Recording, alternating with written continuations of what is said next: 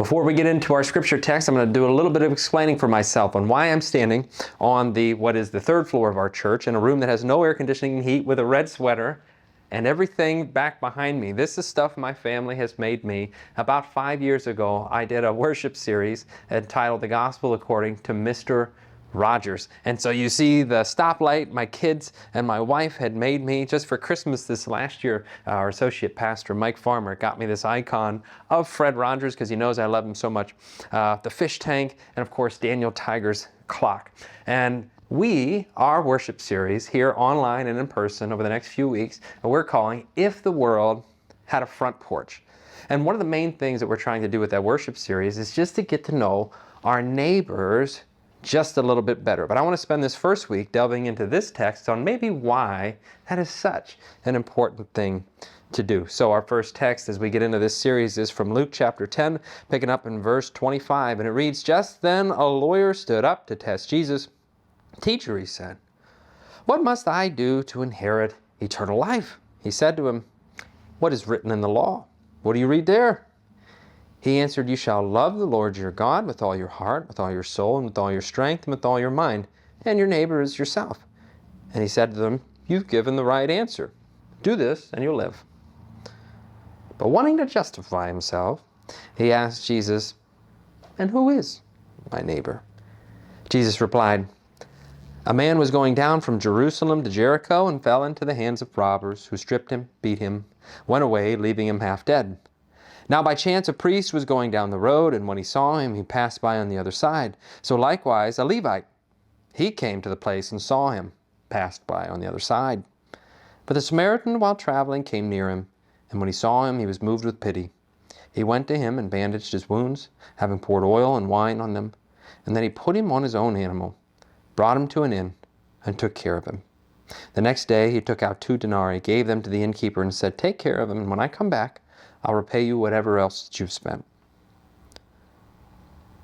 Which of these 3 do you think was a neighbor to the man who fell into the hands of robbers?" He said, "The one who showed him mercy." Jesus said to him, "Go and do likewise."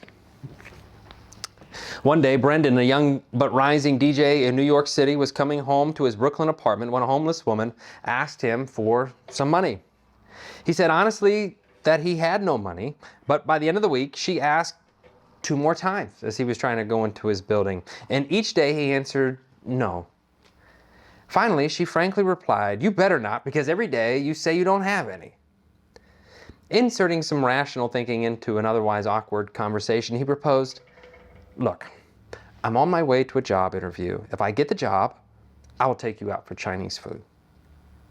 This promise eventually yielded a friendship that neither of them were prepared for. That changed the trajectory of their lives, both forwards and towards each other. Brendan got the job that day, but their friendship didn't just end with Chinese food. They built a friendship of mutual support, spending their birthdays, their holidays, tough times for each other over a period of 8 years. When Brendan's heater broke, she made him a blanket. 2 days later, when he told her that he had lost his job, she disappeared, returning minutes later, bringing him groceries, and which she continued to do throughout the winter. Even with so little, she never hesitated to give back. Over these years, Jackie moved from the streets to subway stations and to a halfway house, and then eventually into the YWCA, and is now moving into an apartment. To celebrate this occasion, Brendan wanted to do something special for Jackie, and so he went to her, took her to Target and helped her pick out everything that she needed for her apartment, even started a registry for her. Then he set up a campaign to raise money to help pay for the things on her registry, it's now closed, along with an awesome video telling their story. While the original goal was to raise $500, the campaign went viral and they raised more than $6,000. And now they're looking to use the extra funding to support other women who might need help moving into their apartments. "And who is my neighbor?" Jesus asked. An Ohio town has eagerly ushered in the holiday season this year after answering the call for Christmas decorations to help a toddler with a terminal illness celebrate Christmas just one last time. Brody Allen was 2 years old and he was diagnosed with an aggressive brain cancer in May and stopped treatments in August.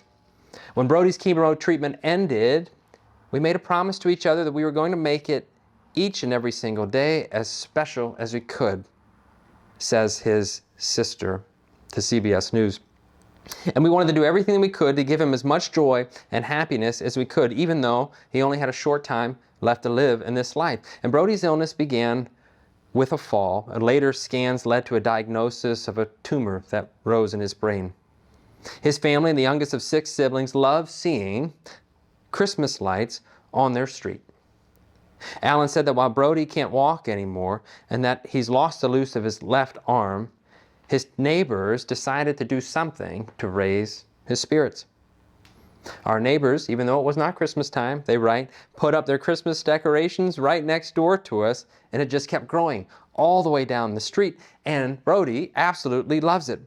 His speech was impaired, and he's having trouble talking now, but he has the cutest little froggy voice when he goes out and sings Christmas carols in July down his neighbor's street. And who is my neighbor? Jesus asks. Dr. Martin Luther King Jr. gave to me what is probably the best message on this very familiar story, the parable of the Good Samaritan. He said, of the 2 pastors who didn't stop by to help the man on the other side of the road, and it had always been a question of mine, well, why didn't they stop? It's so obvious for us to read the story now because we know how it ends and we know Jesus answers. We know the right answer. It's just common sense, isn't it? Jesus is telling us. We all know it. But Martin Luther King says that those 2 pastors traveling by that man who was beaten on the side of the road said that, they were probably scared to stop. After all, the Jericho Road was a dangerous one with many twists and turns, dark alleys where places or people could hide to rob a man. And after all, that is what just happened. So Dr. King tells a story where both the pastors that walked by, he says, it's impossible that the priest and the Levite looked over that man on the ground and wondered if the robbers were still around. Or is it possible that they felt that the man on the ground was merely faking and that he was acting like he had been robbed in order to hurt, in order to seize them and lure them into a false sense of security? But it's still so obvious, isn't it? In the story, the answer in Jesus' story, he gives the text, question 1, what's the most important commandment? Lawyer answers correctly, love God, love your neighbor. Yep, question 2. Here's an example. Now you pick the one who does the right thing. It's almost like the Goofus and Gallant cartoons. If you ever got the Highlights magazines when you were kids, or you ever watched them when you were kids, the answer is so obvious. It's the one that showed him mercy. And who is my neighbor was the question the lawyers asked. You know how you remember certain things from your past that kind of, they bug you. There's one of these things that bugs me. When I was in college, I had gone camping with some friends to Put-in-Bay, Ohio. I remember and for whatever reason, we had the campground to ourselves. There wasn't anybody else camped out there, so it was just ourselves and my buddy. And I remember one night I'd put the fire out and it started to turn in for the night. We saw a man, shadowy figure, walking near us, and when he got closer to us, it became more obvious that the man didn't have a tent and he was homeless and just didn't have anywhere to live. The man sat down at the picnic table at our campsite and we said hello, awkwardly. We noticed he talked to himself a lot. He seemed to be a bit out of his mind, drunk maybe, who knows, I don't know. I wasn't going to spend the time to ask. So he opened up the sleeping bag he was carrying near our tent. And you know what? My stomach tightened up, as Dr. King said happened to those 2 pastors. And I found myself afraid. Who knows what this man could do, I asked, or why he wants to sleep next to us. There's plenty of space here, after all. There's lots of campground space. So we called the ranger station. They came out and an officer escorted him elsewhere. When they did this, the other ranger came to me and said, "That's Fred. He's a disabled veteran.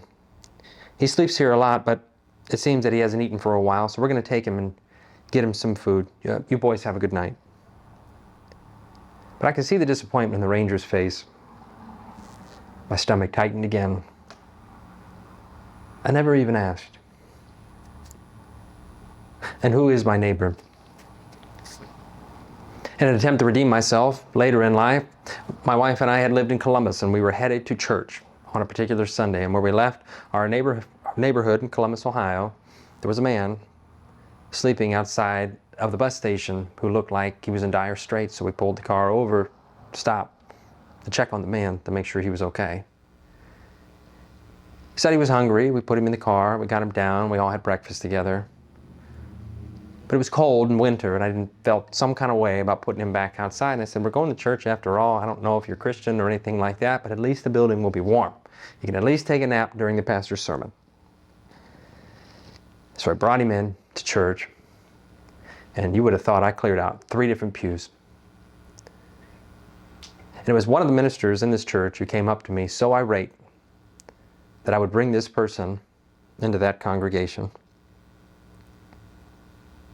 Friends, it may be an easy test, an easy cartoon, like Goofus and Gallant, but the truth is we fail every time, or at least as the story tells us, 2 out of 3 times, 2/3 of the time, we probably don't get it right.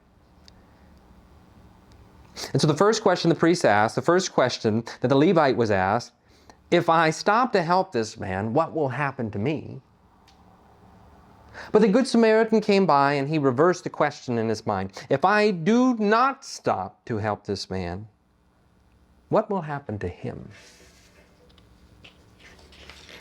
Reverend John Edgar of Church for All People describes it this way. It's the move from Philadelphia, of brotherly love, of loving the people that are right around us, our immediate folks, to Philoxenia, love of the outsider. Someone I have no connection with whatsoever.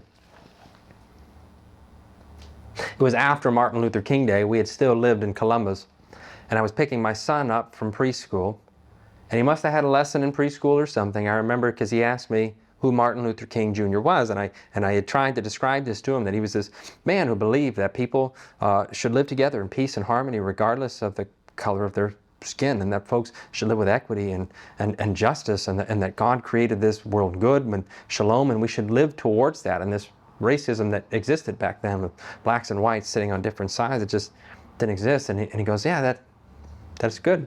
You could tell there was this acknowledgement of the then 3-year-old James that, oh, this was a good man. And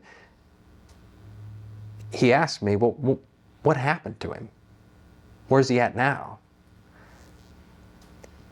And to a 3-year-old, I kind of struggled to say,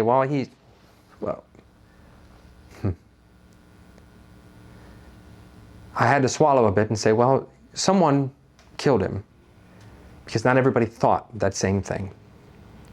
And at that time, we had pulled up next to St. Mike's Catholic Church, right there on High Street, south of Worthington and Clintonville, and there was a crucifix out there, and my 3-year-old son looks and says, kind of like him. I say, yeah, bud, kind of like him.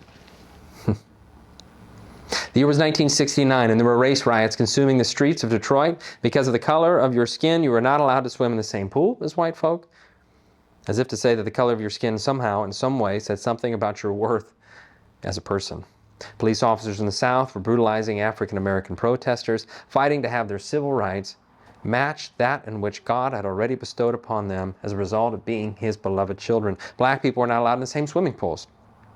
Enter all of this stuff. You might know the story, Francois Clemens. He said, Fred Rogers came to me and said, I have this idea. You could be a police officer, recalls Clemens. Clemens says that when he was first approached by Fred Rogers, he didn't like the idea much at first. He said, I grew up in the ghetto. I didn't have a positive opinion of police officers. Policemen were sicking police dogs and water hoses on people that looked like me, he said. And I really had a hard time putting myself in a police officer's role. So I was not excited about being a police officer at all. Still, Clemens came around to the idea and eventually agreed to take on the role on the Fred Rogers Show. And in the decades he spent as a part of the show, there's one scene in particular where Clemens remembers with great emotion. He was from an episode that aired in 1969 in which Rogers had been resting his feet in a plastic pool on a hot day. He invited me to come over and rest my feet in the water with him. Clemens recalls the icon Fred Rogers was not only showing my brown skin in the tub with his white skin as two friends, but that I was getting out of the tub and he was helping me dry my feet. Clemens says the scene, which he, too, also revisited in their last episode together in 1993, touched him in a way that he hadn't expected. He said, "I think he was making a very strong statement. That is to say, I still was not convinced that Officer Clemens could have a positive influence in the neighborhood and in the real world neighborhood. But I think I was proven wrong," Clemens would say. During Clemens' time on the show, he wasn't simply the friendly neighborhood police officer off the set. He was also a Grammy-winning singer who performed over 70 musical and opera roles and founded the Harlem Spiritual Ensemble. Fred Rogers, for his part, wasn't simply Clemens' iconic co-star. He was also his friend for life. He says he'll never forget the day Rogers wrapped up the program, as he always did, by hanging up his sweater saying, "You make every day a special day just by you being you. And I like you just the way that you are." This time in particular, Rogers had been looking right at Clemens. And after they racked up, they walked over and Clemens asked him, "Fred, were you talking to me?" "Yes, but I've been talking to you for years," Rogers said. "But you hurt me today." Friends, in life, we're going to feel a lot of things. But love is more important than our feelings. As the parable of the Good Samaritan shows us, love is action, not just for those in our immediate vicinity. And as we'll talk in future weeks, what it means to be part of Crossroads United Methodist Church means to be a neighbor to our Canton community, whether you know folks or not. Whether turning down certain streets kind of gives you a certain pinch in your stomach. It does mean getting off and listening to the hopes, dreams, and aspirations of people who are longing for a better life. Love is action. Choosing love is a choice. We must choose to love God, and we must choose to love our neighbor despite what we may feel in here and in here.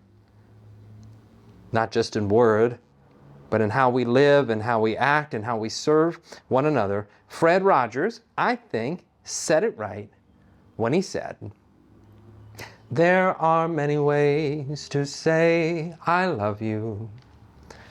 There are many ways to say I care about you. Many ways, many ways, many ways to say I love you." One of my favorite songs to sing to my children at bedtime, and I hope that they find ways to say I love you in many different kinds of ways, with not just me and his family, but learn to love those and choose love every day in life. Friends, go and do likewise. In the name of the Father, Son, and Holy Spirit, go in love and peace, and have a great week.